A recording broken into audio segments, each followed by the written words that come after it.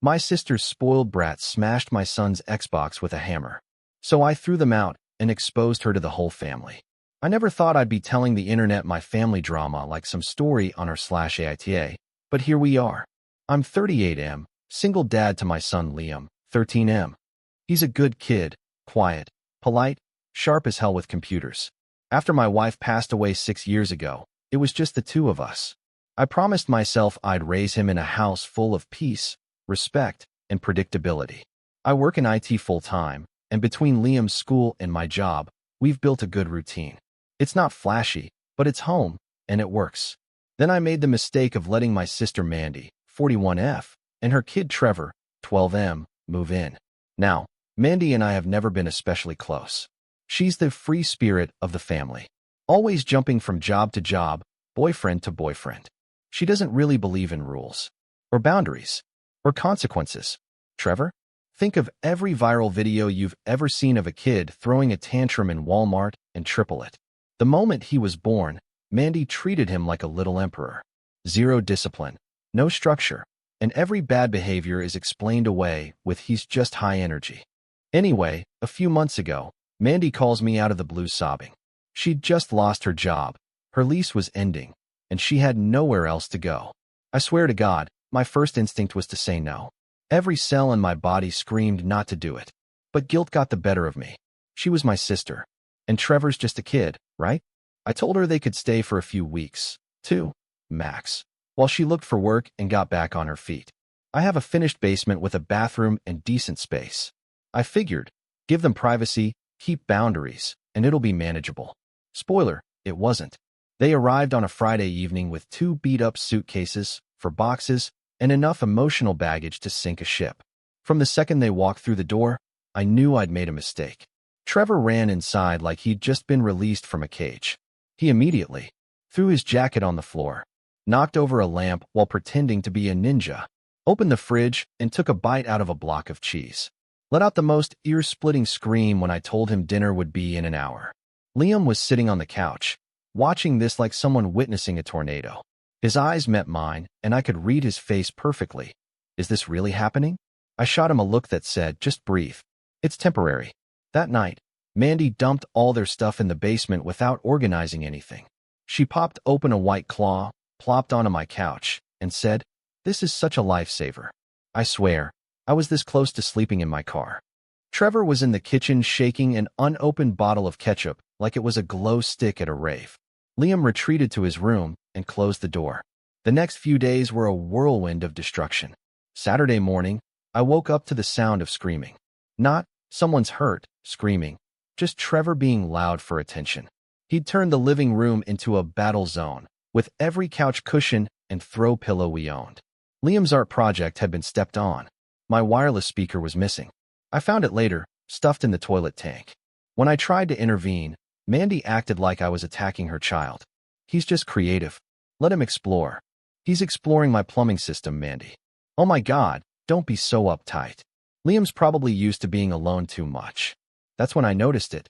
The digs at Liam started becoming constant. She'd say things like, maybe if Liam got out more, Trevor wouldn't have to entertain himself. Liam's so quiet, it's kinda weird. Are you sure he's okay? Your place is so sterile. Kids need chaos. Liam wasn't okay. He was trying so hard to be tolerant, but I could see it wearing on him.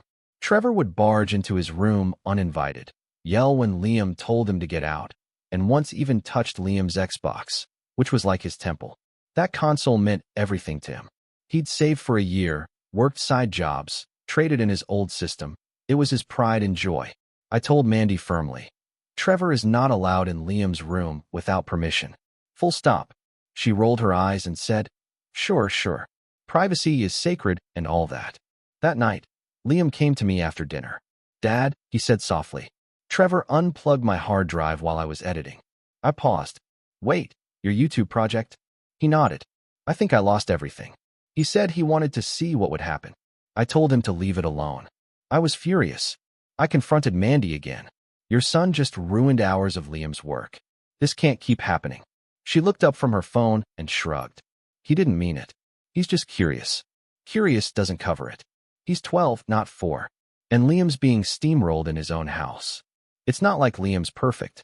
Maybe if he was a little more fun, Trevor wouldn't be so bored. That was the moment I knew. She had no intention of correcting Trevor. To her, Liam's boundaries were an inconvenience, not something to respect. The tension grew thicker over the next few days. Trevor stomped through the house like a human wrecking ball. He accidentally broke Liam's headphones. He poured root beer into Liam's shoes as a prank. He even spit on Duke, our Labrador, during dinner and laughed when Liam started crying. I snapped. Trevor, I barked. You ever touch my dog again, I swear. Nate, chill, Mandy cut in. He's just testing limits. No, I said coldly. He's testing how far he can go before I snap. And you're letting him. She stood up, crossed her arms. You're being hostile. This is why we never got along growing up. You're always trying to control everyone. That was rich coming from the woman who raised a goblin and blamed everyone else for the fallout. Liam retreated to his room again that night. I knocked softly. You okay, bud? He nodded but didn't turn around. He was sitting on the edge of his bed, controller in hand, headset around his neck. I could see the tears he didn't want me to see. I just wanted to stop, he whispered. My stomach twisted. I wanted to scream. To call the cops. To drag Mandy and her monster out by their hair. But I didn't. Not yet. Because at the time, I still thought I could fix it. The final straw came just 4 days after the dog spitting incident. I remember it vividly because Liam hadn't spoken much since then. My son, who used to tell me about his favorite streamers, new editing techniques, and the lore behind every pixelated video game world, had gone silent. He wasn't angry. He was shrinking. And I hated myself for letting it get that far. I told Mandy again that she needed to start enforcing some rules. Her response? They're just boys, Nate. You can't put them in separate padded rooms. No, I snapped. But I can ask you to make your son respect mine. That's not optional. She walked off mid-sentence. Trevor smirked at me on her way out like he'd just won a round of some twisted game. That evening, Liam came up to me quietly while I was doing dishes. Dad, he said, can I lock my door while I'm recording? I wiped my hands and looked over. Of course. What? He hesitated. Trevor keeps trying to take my controller and mess with my game when I'm live. Live. He meant he was streaming. Wait, you mean during your stream? He nodded. He does it on purpose. He thinks it's funny. I muted once, but people heard it. Someone even clipped it. I think they think it was my fault. My chest burned with anger. You have every right to lock that door, I said. And you're allowed to tell me when stuff like this happens. You're not alone in this, all right? He gave me a small nod and walked off. The next morning was calm. Suspiciously calm. I made coffee, walked Duke, and Liam was in his room with the door shut tight, headset on. I assumed everything was fine until I stepped into the garage. I was looking for duct tape when I noticed the toolbox drawer was open. My hammer was missing. Odd. But I brushed it off. 15 minutes later, I heard a thud. Then another. Then Liam's voice. Loud. Panicked. Stop. What are you doing? I sprinted up the stairs so fast I nearly slipped. When I reached Liam's door, it was flung wide open. And there, in the middle of the room, was Trevor, holding my hammer above his head like he was reenacting a Viking raid. At his feet, Liam's Xbox. Crushed. Absolutely obliterated. Wires ripped out. The front faceplate cracked in half. The controller smashed to pieces. A shard of plastic had bounced into Liam's computer tower. And Liam? He was backed into a corner, eyes wide, trembling with rage and confusion. His mouth moved like he wanted to say something, but nothing came out. I froze in the doorway. Trevor looked up at me and smiled. Not a nervous, guilty smile. No, that smug little grin. The one he always wore when he knew he'd get away with something. I took 2 steps in, stunned silent. Trevor, what did you do? He shrugged. Shrugged. He wouldn't let me play, so I smashed it. Easy. My vision blurred. I grabbed his arm and yanked the hammer away. You're done. Get out of this room. Now. Trevor puffed up, trying to look tough. You can't touch me. My mom said you're not allowed. I stepped aside and pointed down the hall. Go. Before I lose whatever patience I have left. I helped Liam sit down. He hadn't moved since I came in. The console sat there in ruins. All the hours he'd spent saving, researching, building a gaming setup, gone. Just like that. Dad, he whispered. It's all gone. I crouched down in front of him. I know, I said. And I'm so sorry. He nodded once, but didn't say anything else. That silence. That hurt more than any shouting ever could. I stormed into the basement where Mandy was lying on the futon, watching something on her phone. She barely glanced up when I entered. "We need to talk," I said, voice shaking. "About what now?" "Your son just destroyed Liam's Xbox. With a hammer." She sat up lazily. "Okay, it's just a game console." That's when I really saw her. Not my sister, not someone struggling, but a woman who had absolutely no intention of ever taking responsibility for anything. "It was over $500, Mandy. He took a hammer to it. He could have hurt Liam. He almost did." She rolled her eyes. "Don't be dramatic. Trevor said Liam wasn't letting him play. Maybe if Liam shared once in a while." "That's not how this works. He doesn't have to share. It's his. Something he worked hard for. Your son committed destruction of property." She scoffed. "It's not that deep." I stared at her in disbelief. "You think this is just about a box and wires?" She crossed her arms. "Look, I don't have money to replace it. If that's what you're getting at." "That's not what I'm getting at. What I want is for you to admit your kid screwed up and do something about it." "Well, maybe you should have taught Liam to be less possessive." That's when something inside me snapped. "Get out." She blinked. "What?" "You heard me. Pack your stuff. You and Trevor are leaving. Today." She stood up, fuming. "You're kicking out your sister because her kid broke a stupid machine?" "No," I said. "I'm kicking you out because you've disrespected my son, my house, and my patience for 2 weeks straight. You let your kid ruin everything around him and then act like we're the problem." Mandy's voice raised an octave. "I'm a single mother trying to stay afloat, and you're throwing me out like trash?